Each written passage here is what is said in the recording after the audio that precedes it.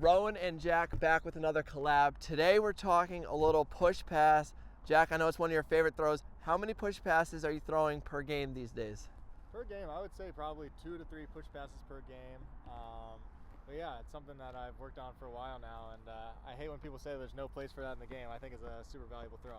Yeah, I think it started as a trick throw, but now it's absolutely way too functional and should be kind of treated as that scuba hammer area. And yeah, so today we're just going to talk a little bit about some tips, tricks, and then at the end have a little contest to see how far we can throw it and who's got the best push pass. So I think, between the two of us, probably pretty close. Some of the best push passes in the game, I'd say.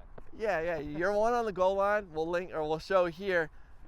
I have no idea what you did, but speaking of the goal line, where on the field are you looking to throw the push pass? Yeah, I think anywhere where there's small spaces. I use it a ton in mini, and I think it's just a really great throw to use in small spaces, especially on my flick side.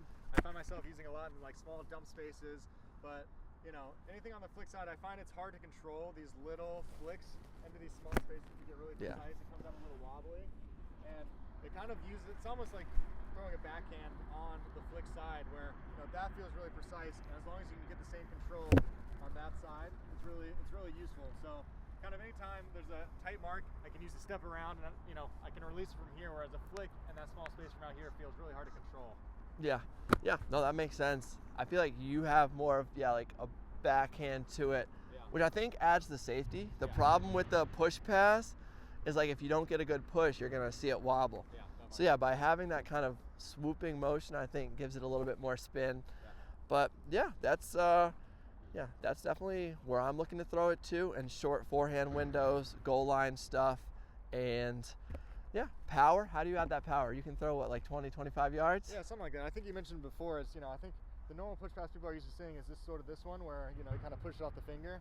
But how I add power is I cock it all the way back here, and sometimes I'll even bring it back like I'm throwing a flick, and then at the same time, I'm using that snap to really spin it off that finger. So it's all about tucking that frisbee right here, adding some arm movement, and timing that all up to release it with some really good snap.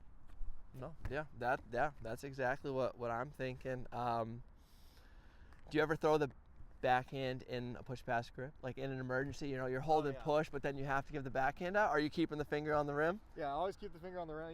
I think I'll transition when I know I'm going to want to throw a push pass. I just sort of transition, get that finger out there, spread the fingers a little bit more on the back end right there.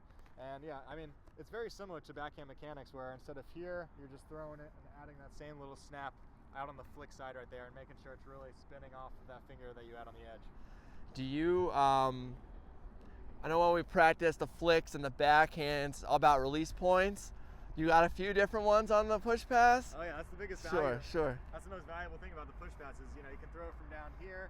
But also, I think Nathan Nikolakovic. Right? And Kalakovic. Yeah. He added a cool clip of me. I used in a really high stall situation where I was able to throw one from up here. You kind of practice that little hook shot. You can throw the push pass from up here, from down low, and that's sort of what makes it so dynamic. And then oh wow, you get that. Yeah. Okay, shit. Good thing you taught me that for the power. Oh, I forgot. I gotta tell the fans. Yeah, the two-handed one. Have you seen the two-handed push? Yeah, it's just it's the same throw, but it just gives a little more style. Nice. Yeah, Cricket taught me that one. This is my favorite one. That's nice.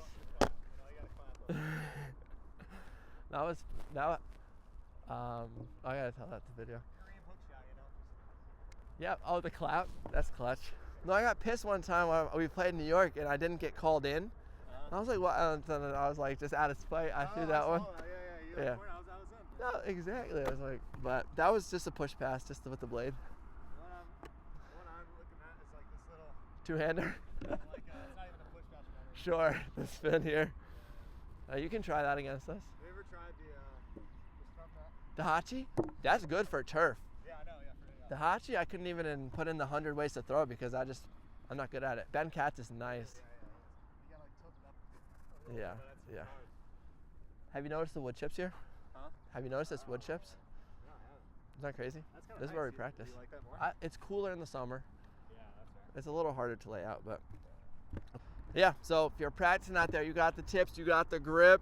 Make sure you're changing up those release points. We're gonna throw a couple here, and then yeah, let's just see. On a good day, we got about gentle breeze. We're gonna see how far we can actually throw the push pass.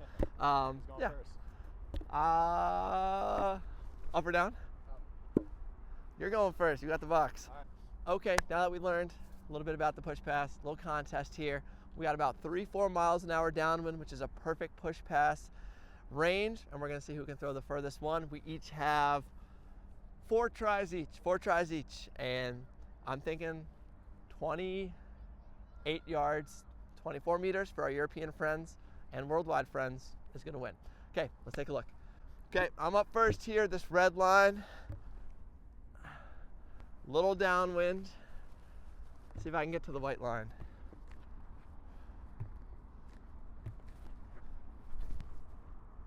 Okay, it's not the roll. Not the roll. Little 2IO. Okay, we're going every other just so we can see see where we're at. That roll, I think that's gonna win. Yeah, roll doesn't count. 1 sec. Okay, Jack's first take from the red line.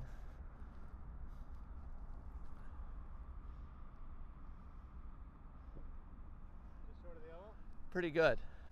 All right, Jack takes a commanding lead. Not my best ball, way 2IO. I should have trusted the downwind a little bit, but we'll be fine, All right, round 2, more outside in.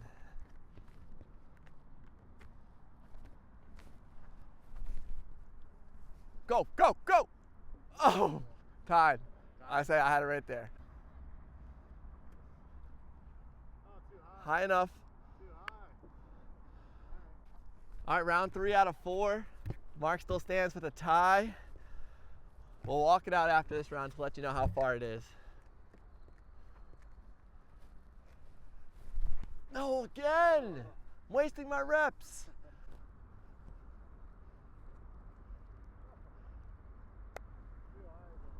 It's so clean. It is clean. It's so much better than mine.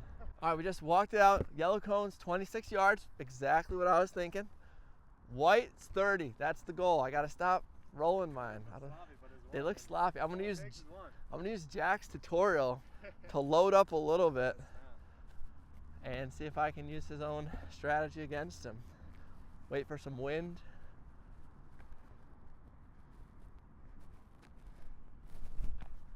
Still turned it all day. All right, for the win. Too high.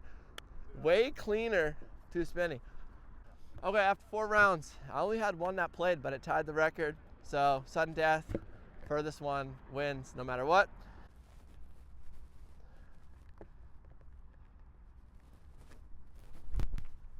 Go, baby, go. Go. Let's go. Clutch. Clutch.